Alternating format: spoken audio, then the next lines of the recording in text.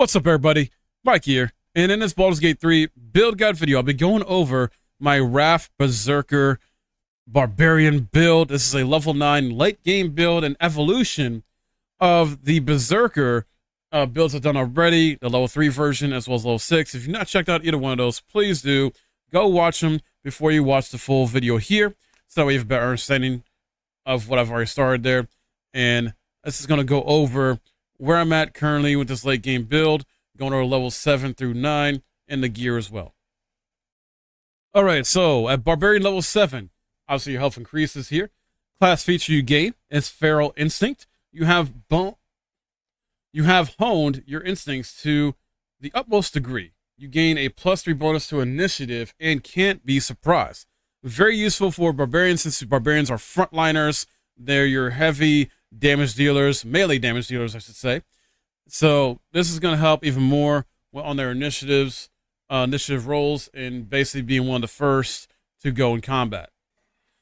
At level 8, you will get a new feat.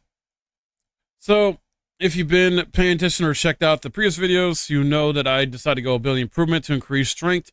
First, get to 18. I would also suggest, as well as an option, go ability improvement if you want to get your strength to maxed out to 20.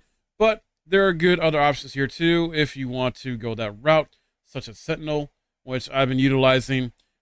Reason being, when enemy within melee range attacks an ally, you can use a reaction to make a weapon attack against that enemy. Target ally must not have the Sentinel feat. So basically, you want to have this on one melee character, and this is usually good if you have like 2 melee characters. In my current solo, I'm running 2 melee frontliners in a sense with my monk as well as barbarian class here with Karlach. So to me, it makes sense to have Sentinel on Karlach, so that way she can help out with the extra opportunity attacks when they're trying to attack my ally who's also melee, monk, or even just a different ally. So let's go over this. Yeah, you have Sentinel Vengeance. When enemy within melee range attacks an ally, you can use reaction to make weapon attack against that enemy. You have Sentinel Snare. When you hit a creature with opportunity attack, it can no longer move for the rest of its turn. And then Sentinel Opportunity Advantage. You have advantage on the opportunity attack. So essentially, you're going to have the advantage. Usually, you're always going to hit when this happens as well and do good damage. The other route you could go if you wanted to is Tavern Brawler. When you make an unarmed attack, use an improvised weapon, or throw something, your strength modifier is added twice to the damage and attack rolls. So, Tavern Brawler, it's going to help you out with that. This can also increase your strength or constitution by 1.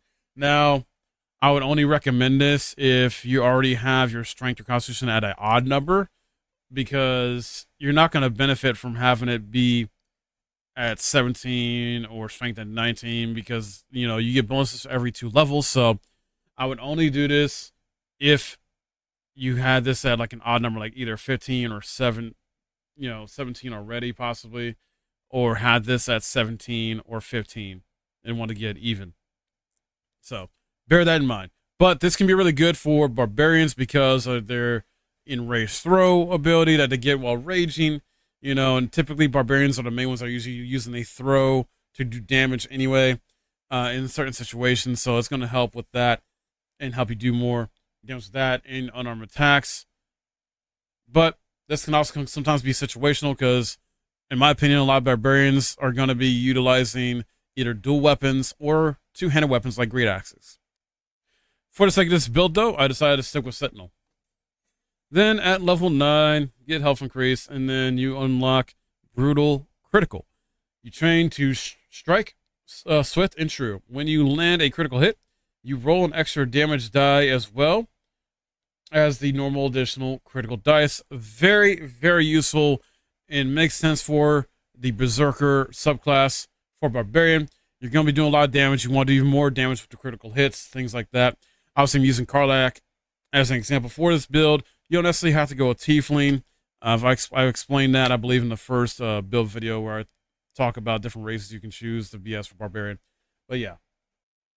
All right, so when it comes to the gear, The reason why this is a Wrath Barbarian build is I decided to take this stuff off my Monk and put on my Barbarian. I got Cap of Wrath. Last stand during combat when the wearer starts their turn with 50% hit points or less, they gain Wrath for 2 turns. So just to give you better insight on what Wrath does. Adrenaline courses through your veins. You have a +1 bonus to damage while with melee weapons. Very important. So this is optional. I put Flesh Melter Cloak on. Caustic Reprisal whenever a creature deals melee damage to the wearer. The creature takes 1 to 4 acid damage. This is just basically to do more damage to enemies that do melee attacks to you. You don't have to have this on here. It's not crucial to the build. Then I decided to put Enraging Heart Garb on her. Armor class 10 there. Typically with Barbarians, you're not going to be wearing armor because you want that unarmored defense, things like that. And so for certain builds, though, you may go light to medium armor, but not past medium, because if you do heavy, you cannot use your rage. So with this, you got Rune Tamer Heart. While raging, the wearer generates 2 turns of wrath. Constitution +2 up to 20. Hence why the Constitution you see here is at 18, which means it gives her more health and help on Constitution saving throws, things like that.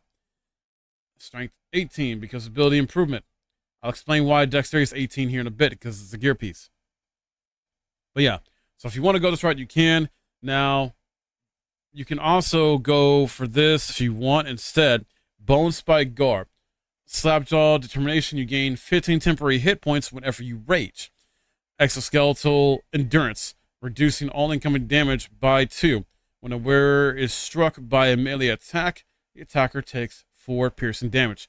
Adding to this, in a sense, when you get attacked, if it's a melee attack, they're going to get double the damage received back, whereas this is 4, and this is 1 to 4, so potential for 8 damage or more with that, depending on the situation. And this is also going to help reduce incoming damage. So up to you if you want to swap that out, try it out, But this seems to fit better because typically I'm always attacking. I'm usually always raging as a Barbarian, like every fight, and it lasts for 10 turns. So the Wrath helps out a lot. Now, Gloves of Dexterity. You might be wondering, like, what the heck? Why would you do this? So, Gloves of Dexterity.